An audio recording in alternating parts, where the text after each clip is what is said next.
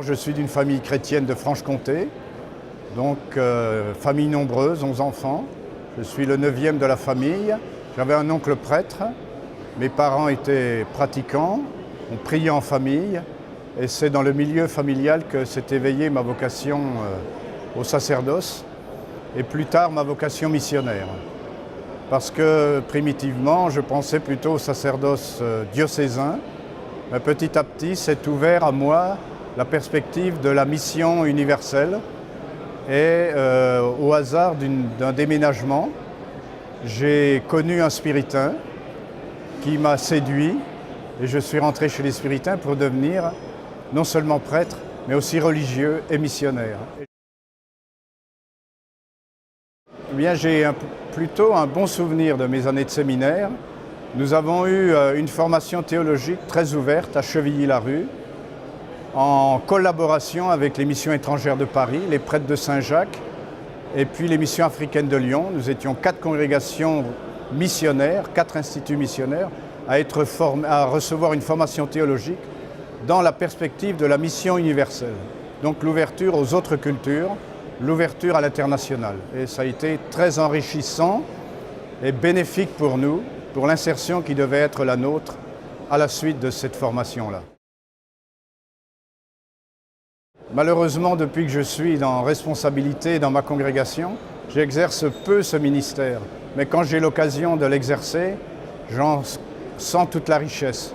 Parce qu'il y a l'écoute d'abord, l'écoute des misères du monde, et nous devons exercer aux yeux de ces personnes-là la miséricorde.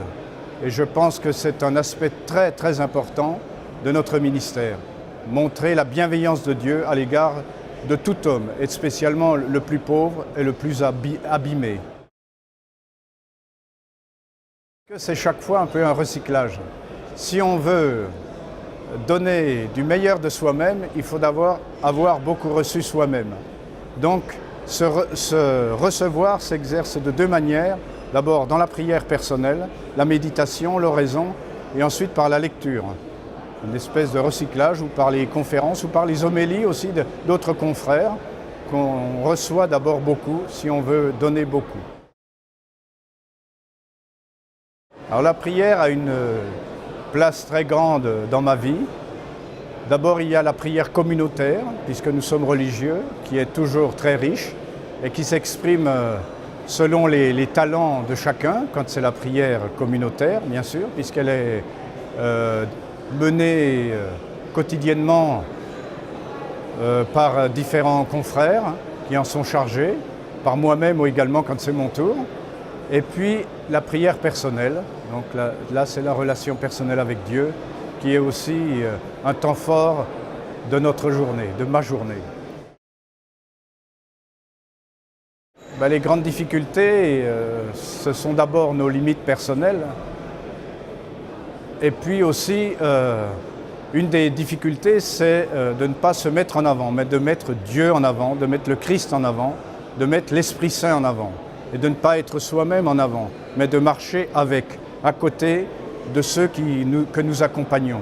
Comme le Christ a accompagné les disciples d'Emmaüs et ne s'est pas mis en avant lui-même, il leur a d'abord posé des questions, se mettre à leur écoute avant de leur proposer les joies du mystère et de la découverte du Christ ressuscité. C'est cette marche, ce compagnonnage avec ceux qui sont loin du Christ, de les écouter, de voir où ils en sont et de leur proposer justement de marcher avec le Christ, de les accompagner un moment sur ce chemin qui est le leur, et qui n'est pas le nôtre forcément.